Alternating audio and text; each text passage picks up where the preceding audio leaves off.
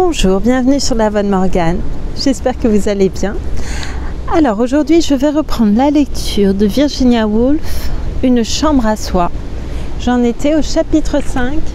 J'espère que le temps sera assez clément pour que je puisse lire les 2 derniers chapitres. Voilà. Je vous dis à tout à l'heure après la lecture et je vous remercie infiniment pour votre écoute. Merci beaucoup. Chapitre 5. Au cours de ces cheminements, j'étais enfin parvenue devant les rayons qui contiennent les livres écrits par des vivants, hommes et femmes, car aujourd'hui il y a presque autant de livres écrits par les femmes que par les hommes. Ou si ce n'est pas encore tout à fait vrai, si le sexe masculin est encore le sexe volubile, il est certainement vrai que les femmes n'écrivent plus seulement des romans.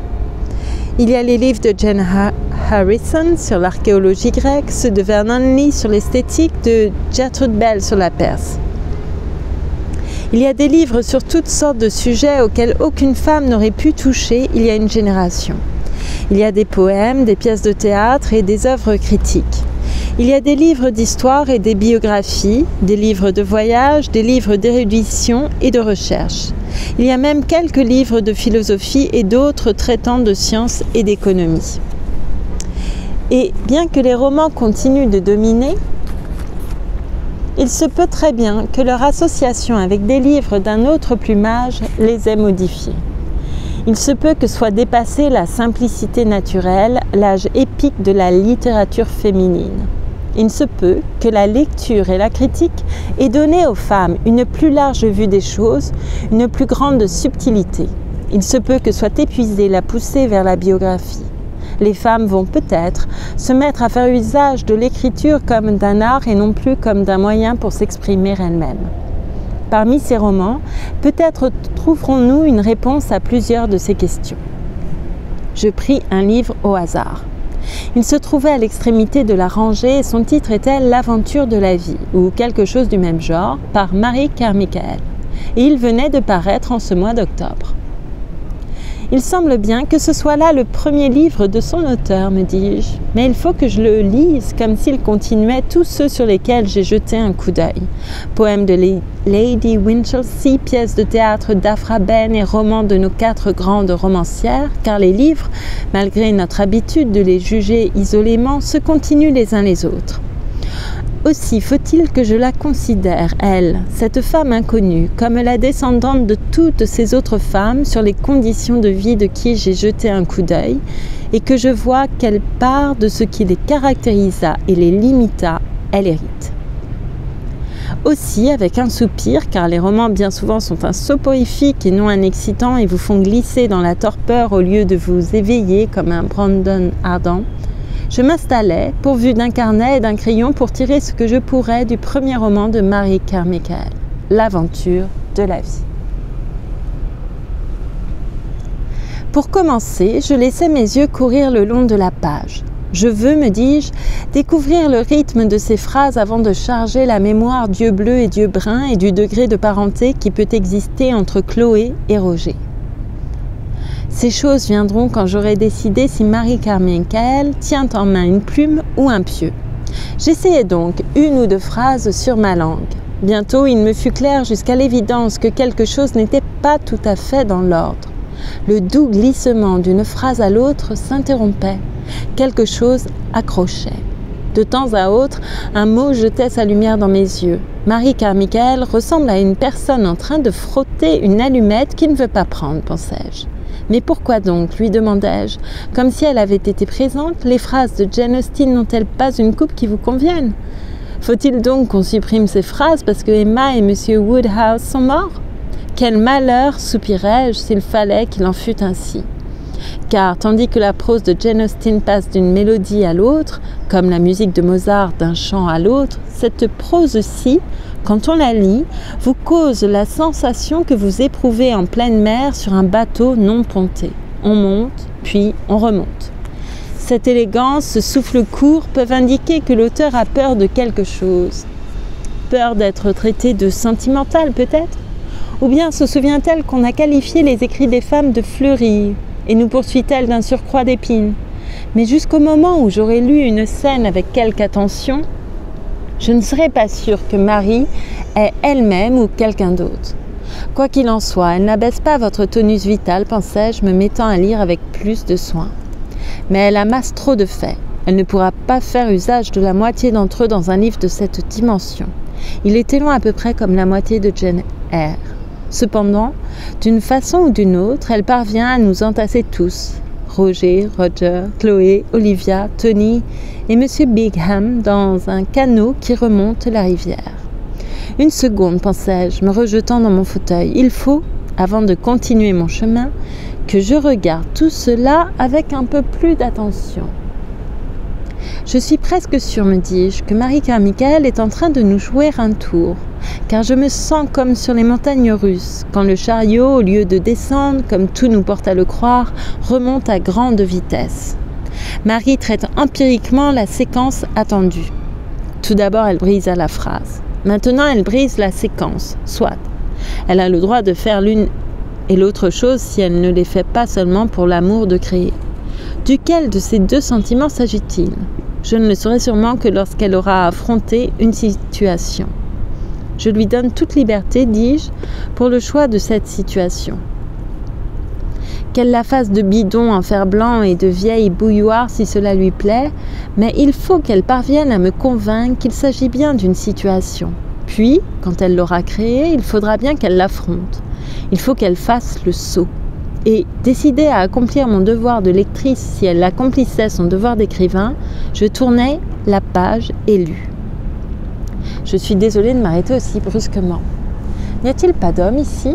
Me promettez-vous que derrière ce rideau rouge, là-bas, ne se cache pas la forme de Sir Charles Byron ? Nous sommes entre femmes, vous me le garantissez, Byron. Vous me le garantissez. Alors, je puis vous dire que les mots que je viens de lire sont « Chloé aimait Olivia ». Ne bondissez, ne rougissez pas. Admettons dans l'intimité de notre propre compagnie que ce sont là des choses qui, parfois, arrivent. Des femmes, parfois, aiment des femmes. Chloé aimait Olivia, ai-je lu. Et je fus alors frappée de l'immense changement que ce fait représente. Pour la première fois, peut-être dans la littérature, Chloé aime Olivia. Cléopâtre n'aimait pas Octavie. À quel point, si cela avait été, Antoine et Cléopâtre s'en fut-il trouvé modifiés ? Telles que sont les choses, pensais-je, permettant à mon esprit, j'en ai peur, de s'éloigner quelque peu de l'aventure de la vie, toute l'affaire se trouve peut-être simplifiée et, si on peut dire, rendue absurdement conventionnelle. Le seul sentiment que Cléopâtre éprouve envers Octavie est de jalousie. Est-elle plus grande que moi ? Comment arrange-t-elle ses cheveux ? Peut-être la pièce n'en demandait-elle pas davantage, mais que des rapports plus compliqués entre ces deux femmes eussent été intéressants. Tous ces rapports entre femmes imaginaires sont par trop simples, et je tentais de me souvenir de mes lectures, où deux femmes soient représentées comme amies. Il y a une tentative de ce genre dans Diane de la Croisée des Chemins, roman de George Meredith. Il y a des confidentes, bien entendu, dans Racine et dans les tragédies grecques. De ci, de là, il y a des mères et des filles, mais presque sans exception, les femmes nous sont données dans leur rapport avec les hommes.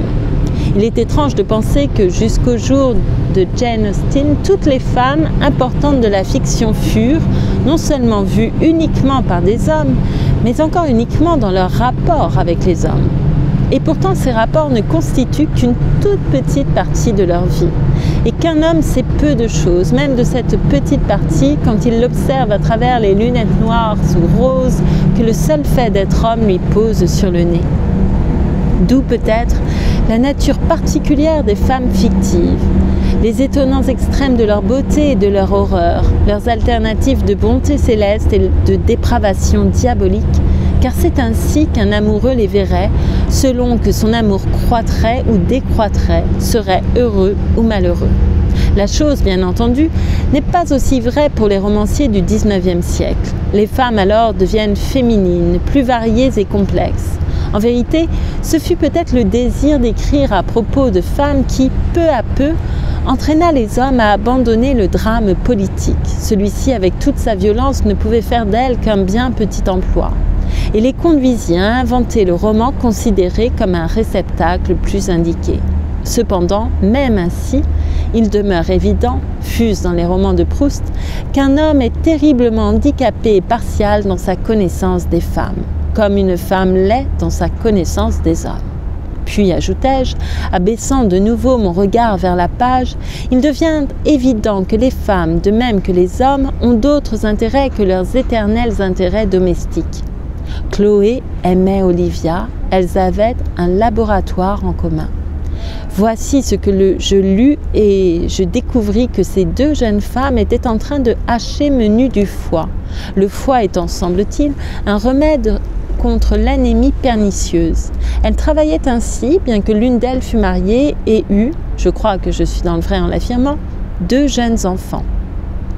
Eh bien, ce genre de choses jusqu'à présent avait toujours été négligé. Et c'est pourquoi l'admirable portrait de la femme imaginaire est infiniment trop simple et monotone. Imaginez par exemple que les hommes aient toujours été représentés dans la littérature sous leurs aspects d'amants des femmes et jamais sous celui d'amis des hommes, de soldats, de penseurs, de rêveurs. Que peu de rôles alors leur seraient destinés dans les pièces de Shakespeare, et combien la littérature en souffrirait. Peut-être aurions-nous la plus grande partie d'Othello et une bonne part d'Antoine, mais nous n'aurions ni César, ni Brutus, ni Hamlet, ni Lear, ni Jacques. La littérature en serait incroyablement appauvrie, et elle est appauvrie au-delà de ce que nous en pouvons juger, par toutes ces portes qui ont été refermées sur les femmes. Comment un auteur dramatique eût-il pu faire un tableau complet et véridique de ces créatures mariées contre leur volonté, gardées dans une seule chambre, consacrées à une seule tâche? L'amour était leur seul interprète. Le poète était contraint d'être passionné ou amer, à moins qu'il n'eût choisi de haïr les femmes, ce qui le plus souvent signifiait qu'ils n'avaient à leurs yeux aucun charme. Si Chloé donc aime Olivia, si elles ont ensemble un laboratoire, ce qui rendra leur amitié plus variée et plus durable, puisque moins personnelle, si Mary Carmichael sait comment écrire, et je commence à goûter certaines des qualités de son style, si elle possède une chambre qui soit à elle, ce dont je ne suis pas absolument sûre, si elle possède bien à elle 500 livres de revenus, ce qui reste à prouver, alors je crois que quelque chose de très important a eu lieu. Car si Chloé, de même qu'Olivia et Mary Carmichael, sait comment s'exprimer, elle fera briller une torche dans cette vaste chambre où, jusqu'à présent, nul n'a pénétré. Tout y est demi-jour et ombre profonde comme dans ces cavernes sinueuses où l'on descend une bougie à la main, les yeux scrutant chaque recoin et sans savoir où l'on pose le pied. Et je me remis à lire le livre et lus que Chloé regarda Olivia poser une jarre sur une planche, puis disait qu'il était temps qu'elle rentrât auprès de ses enfants. Voilà un spectacle qui n'a jamais été vu depuis les origines du monde, m'exclamai-je. Et je regardais moi aussi avec la plus grande attention, car je voulais savoir comment Mary Carmichael allait s'y prendre pour rattraper ces gestes que nul encore n'a enregistrés, ces mots jamais dits ou dits seulement à moitié, qui se forment à peine plus palpables que les ombres d'une phalène sur un plafond, quand les femmes sont seules et hors de l'éclairage capricieux et coloré de l'autre sexe. Il faudra que Mary Carmichael retienne son souffle, car les femmes sont si méfiantes devant tout intérêt qui ne cache pas un motif évident. Elles sont si terriblement habituées à la dissimulation et au refoulement qu'elles sont hors du champ d'un œil observateur.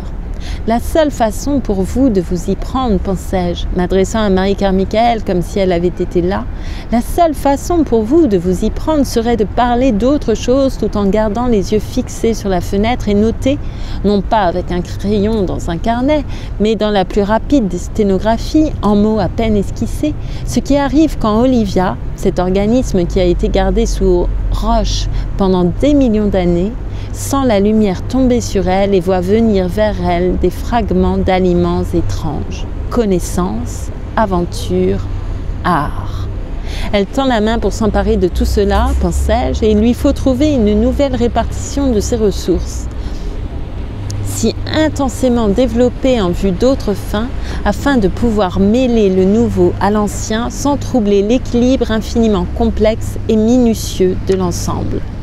Mais hélas, je viens de faire ce que j'avais résolu d'éviter.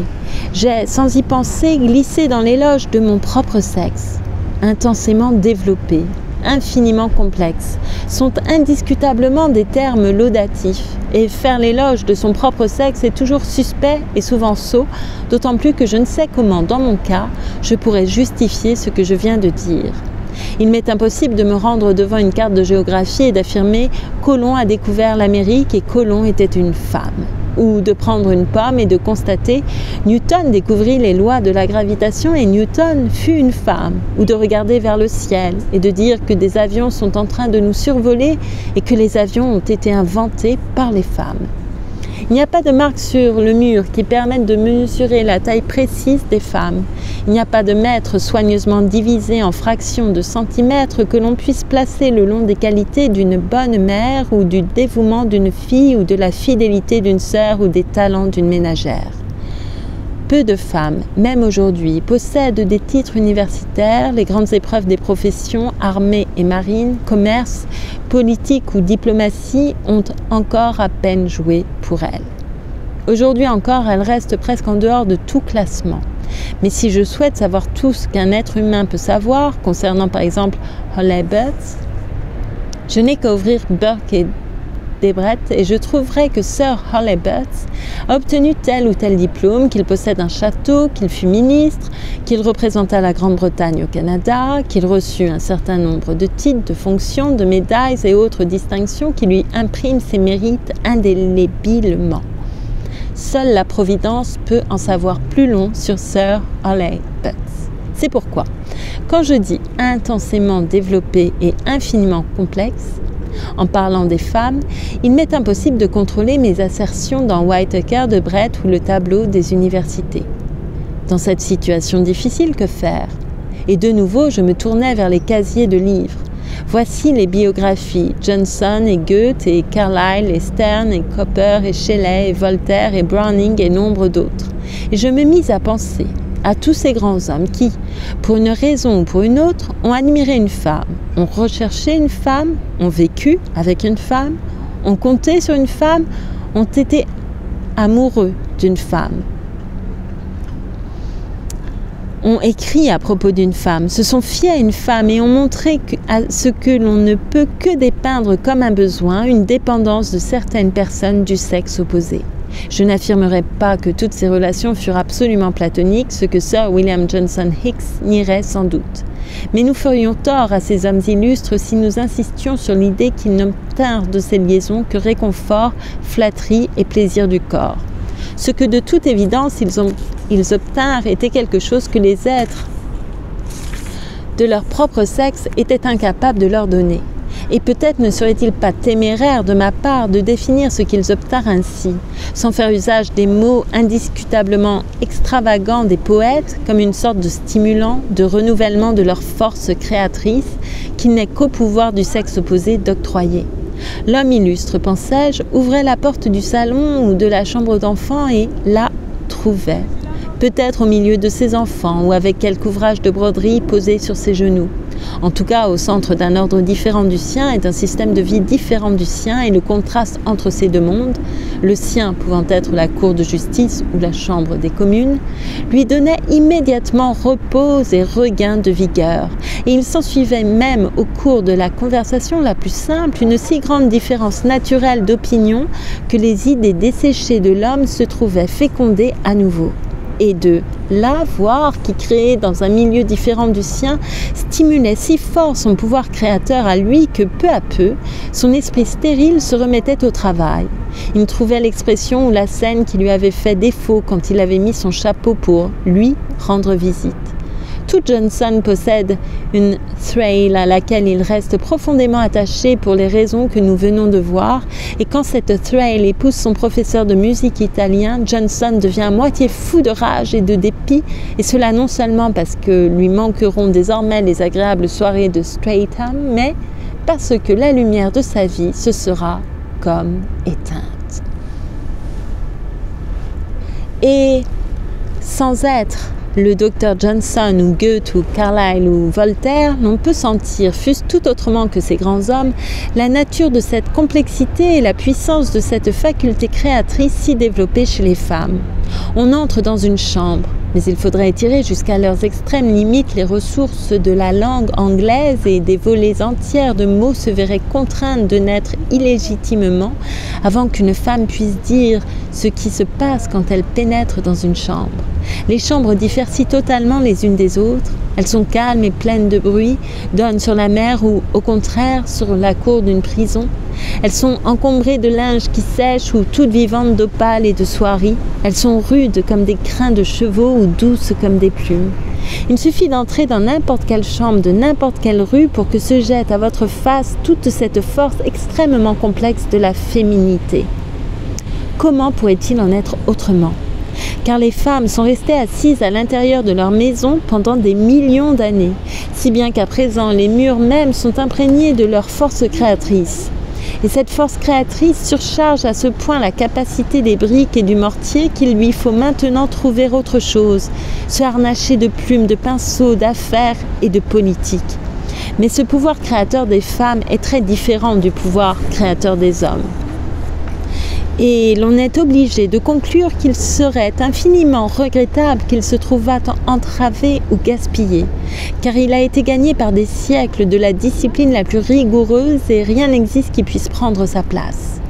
Il serait infiniment regrettable que les femmes écrivissent comme des hommes ou vécussent comme des hommes, car si deux sexes sont tout à fait insuffisants quand on songe à l'étendue et à la diversité du monde, comment nous en tirerions-nous avec un seul ?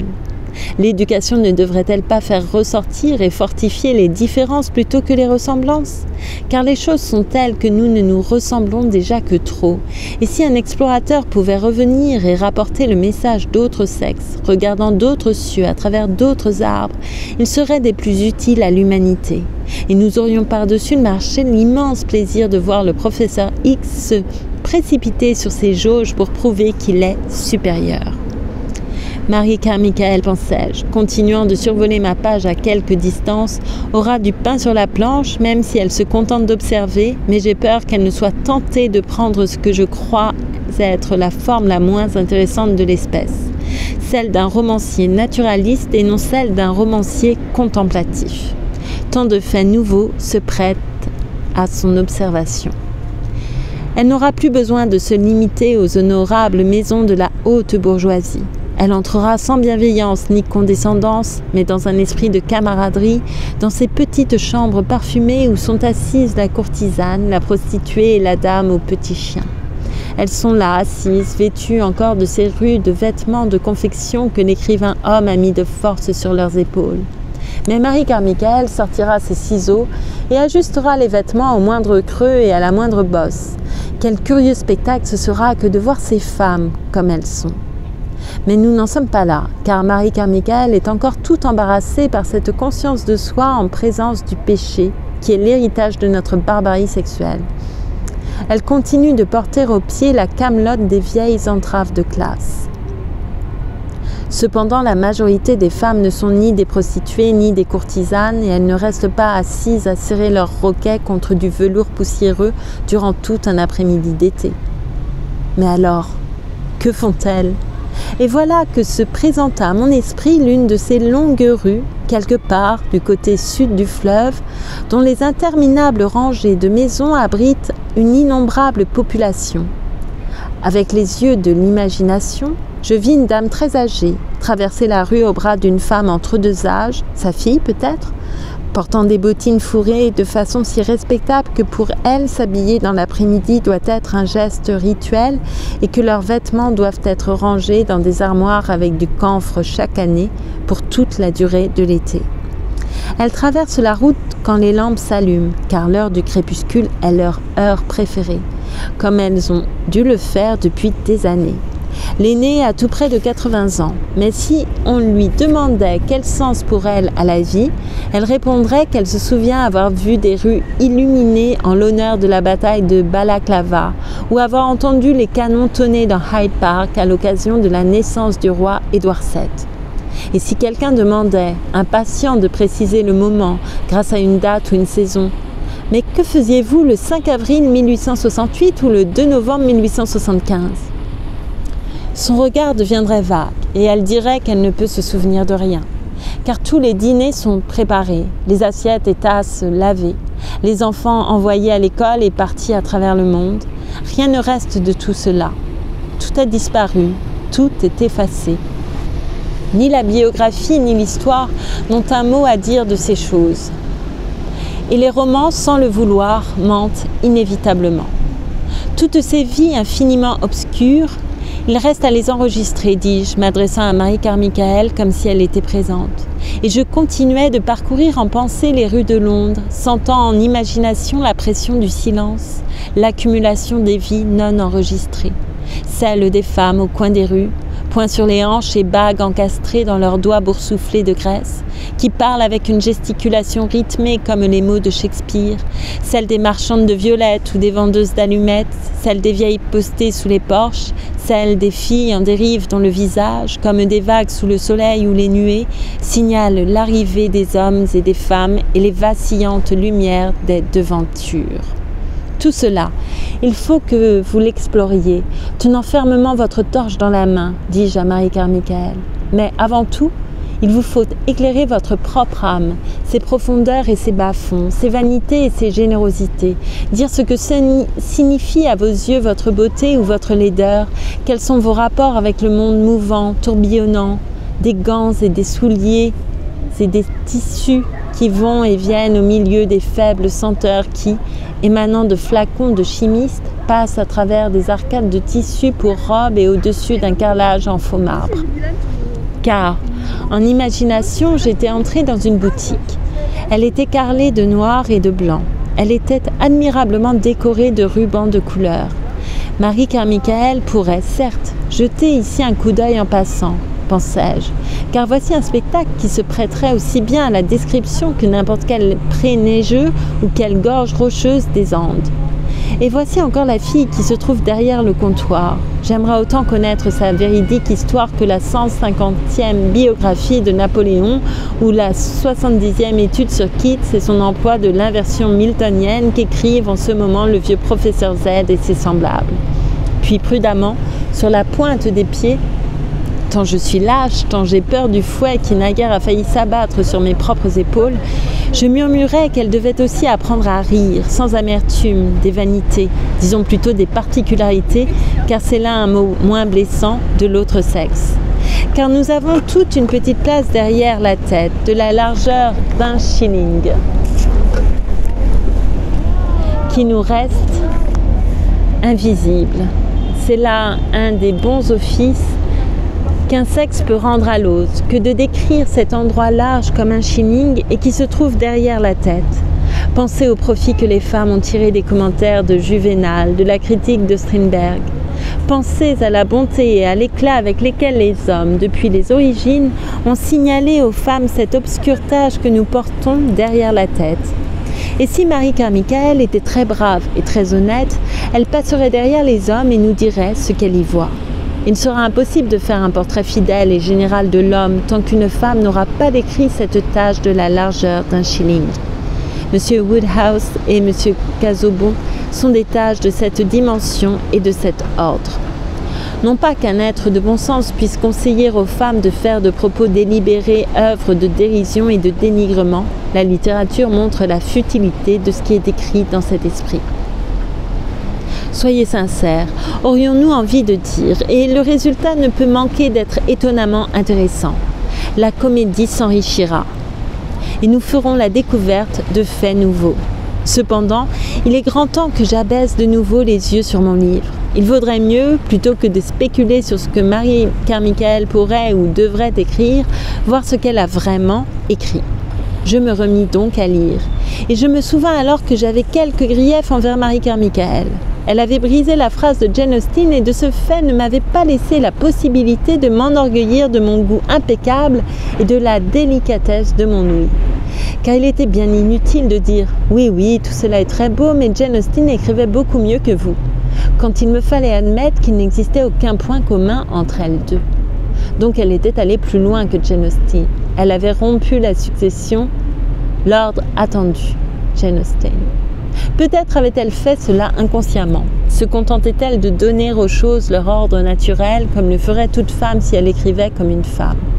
Mais le résultat était assez surprenant. Impossible de voir une vague se former, une crise se préparer au prochain tournant. C'est pourquoi je ne pouvais me vanter ni de la profondeur de mes sentiments, ni de ma grande connaissance du cœur humain. Car à chaque fois que je me trouvais sur le point de sentir les choses voulues au moment voulu, fût-ce à propos de l'amour ou de la mort, cette importune créature m'arrachait de l'endroit où j'étais, comme si l'essentiel se fût trouvé un tout petit peu plus loin. Et elle me mettait dans l'impossibilité de dérouler mes phrases sonores à propos des sentiments fondamentaux, du fond commun de l'humanité, des profondeurs du cœur humain et de toutes ces expressions qui nous maintiennent dans la conviction que, sous notre habileté de surface, nous sommes au fond très sérieux, très profonds et des plus humains. Elle me fit sentir que loin d'être sérieuse et profonde et humaine, je pouvais, pensée moins séduisante, n'être que paresseuse d'esprit et conventionnelle par-dessus le marché. Mais je continuais ma lecture et je remarquais certaines autres choses. Marie n'était pas un génie, c'était évident. Elle ne possédait rien qui ressemblât à l'amour de la nature, à l'ardente imagination, à la sauvage poésie, à la brillante intelligence, à la sagesse sous-jacente de ses devancières, Lady Winchelsea, Charlotte Brontë, Emily Brontë, Jane Austen et George Eliot.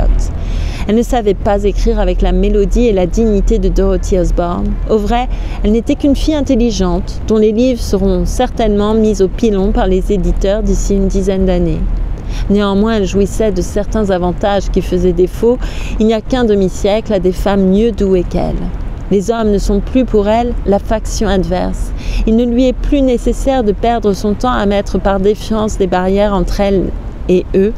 Elle n'est plus contrainte de grimper sur le toit et de détruire la paix de son âme en aspirant au voyage, à cette expérience et à cette connaissance du monde et des êtres qu'on lui refusait. La peur et la crainte ont presque disparu de ses livres. Les seules traces qu'on en respire sont une légère exagération de la joie d'être libre, une tendance à la causticité et à la satire plutôt qu'au romanesque dans sa façon de traiter l'autre sexe. Puis on ne saurait douter qu'en tant que romancière, elle jouisse de certains avantages naturels d'un ordre élevé. Sa sensibilité s'étend sur de nombreux domaines, elle est ardente et libre. Et elle réagit aux contacts les plus légers. Elle se réjouit comme une plante nouvellement venue à l'air libre de tout ce qu'elle voit et entend. Et cette sensibilité, Marie Carmichael, avec une grande finesse et un grand art, a su la mettre au milieu de choses encore presque inconnues et non cataloguées. Elle projette sa lumière sur les petites choses et permet ainsi de voir qu'après tout, elles ne sont peut-être pas si petites. Elle amène au jour des objets enterrés et l'on se demande alors quelle raison on a bien pu avoir de les enterrer. Bien qu'elle soit maladroite et ne porte pas en elle cet inconscient héritage de longues générations qui fait une joie pour l'oreille de la moindre phrase d'un Thackeray, d'un Lamb, elle a, je commence à le penser, assimilé la première des grandes leçons. Elle écrit comme une femme, mais comme une femme qui a oublié qu'elle est une femme, si bien que ses pages débordent de ce curieux caractère sexuel qui ne se manifeste que lorsque le sexe n'a plus conscience de lui-même. Voilà qui était à porter à son actif. Mais la richesse des sensations et la finesse des perceptions ne seraient d'aucune utilité si elles ne servaient à bâtir, au-delà de l'expérience et du personnel, un édifice durable. J'avais dit que je patienterais jusqu'à l'instant où Marie affronterait une situation. Et je voulais désigner ainsi le moment où, grâce à des appels, à des signes, à une certaine façon d'assembler les choses, elle me donnerait la preuve qu'elle n'est pas seulement une écrémeuse de surface, mais qu'elle a su regarder plus loin, jusque dans les profondeurs. À un certain moment, elle doit se dire « Voici l'instant où, sans rien faire qui soit violent, je puis montrer le sens de toute cette histoire. » Elle se mettrait alors, il est impossible de se tromper à cette recrudescence d'animation, à faire signe et à appeler. Et dans notre mémoire surgiraient des choses peut-être à demi oubliées, peut-être tout à fait banales que dans les autres chapitres nous avions négligées. Et elle parviendrait à nous faire sentir avec autant de naturel que possible la présence de ces choses, tandis que quelqu'un coud ou fume une pipe. Et nous nous sentirions alors, tandis qu'elle continuerait d'écrire, comme si, parvenus au sommet du monde, nous voyions ce monde étendu très majestueusement au-dessous de nous. Au-dessous de nous. Et elle fit une tentative de cet ordre. Et tandis que je la regardais se grandir pour l'épreuve, je vis, mais j'espérais qu'elle ne les voyait pas, les évêques et les doyens, les docteurs et les professeurs, les patriarches et les pédagogues lui donner en hurlant des avertissements et des conseils. Vous ne pouvez pas faire ceci, vous ne devez pas faire cela. Seuls les agrégés et les boursiers sont admis sur le gazon. Les dames ne sont pas admises sans lettres de recommandation. Les candidates romancières, les gracieux écrivains féminins venaient par ici. Tous, ils se pressaient contre elle, comme la foule contre une barrière sur le champ de course, et son épreuve consistait à sauter sa barrière sans regarder à droite ou à gauche. « Si vous vous arrêtez pour lancer une malédiction, vous êtes perdu, lui dis-je. Et vous êtes perdu aussi si vous vous arrêtez pour éclater de rire. Hésitez ou tâtonnez et vous êtes perdu. Ne pensez qu'au saut que vous allez faire, la suppliai-je, comme si j'avais misé sur elle tout mon argent. Et elle franchit l'obstacle, comme si elle avait été un oiseau. Mais il y avait une barrière au-delà de la seconde. Je doutais qu'elle eût la force de tenir, tant les applaudissements et les cris mettaient les nerfs à rude épreuve. Mais elle fit tout ce qui lui était possible. Si l'on tient compte du fait que Marie Carmichael n'est pas un génie, mais une jeune fille inconnue qui vient d'écrire son premier roman dans un studio-chambre à coucher, sans disposer de ces choses si désirables, le temps, l'argent et le loisir, ce qu'elle fait n'est pas du tout si mal fait, pensais-je. Qu'on lui donne encore 100 ans, vint-je à conclure en lisant le dernier chapitre. Les nez des gens et leurs épaules découvertes se découpaient à nu sous un ciel étoilé, car quelqu'un avait brusquement tiré le rideau du salon. Et qu'on lui donne une chambre personnelle et 500 livres de rente, qu'on la laisse s'exprimer librement et abandonner la moitié de ce qu'elle fourre là aujourd'hui, et un beau jour, elle écrira un livre meilleur. D'ici 100 ans, me dis-je, mettant l'aventure de la vie par Marie Carmichael au bout du rayon, elle sera un poète.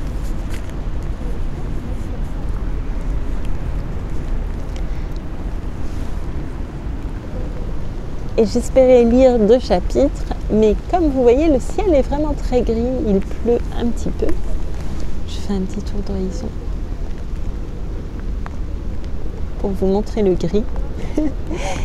Et donc je crois qu'il est plus sage pour moi d'abandonner ici, si je ne veux pas abandonner toutes les vidéos pour faute de tempête. Qu'est-ce que je dis? Pour cause, pas pour faute, pour cause de tempête. Voilà. Je vous remercie beaucoup pour votre écoute et je vous dis à très bientôt pour la suite, pour la fin, le chapitre 6 d'une chambre à soi de Virginia Woolf. Et je vais essayer de changer, de me filmer pour le dernier chapitre. Voilà, 1 sur 2, ça me paraît bien. Ouh, mes livres ont pris l'eau, c'est triste. Voilà, je vous remercie beaucoup et à très bientôt. Prenez soin de vous surtout.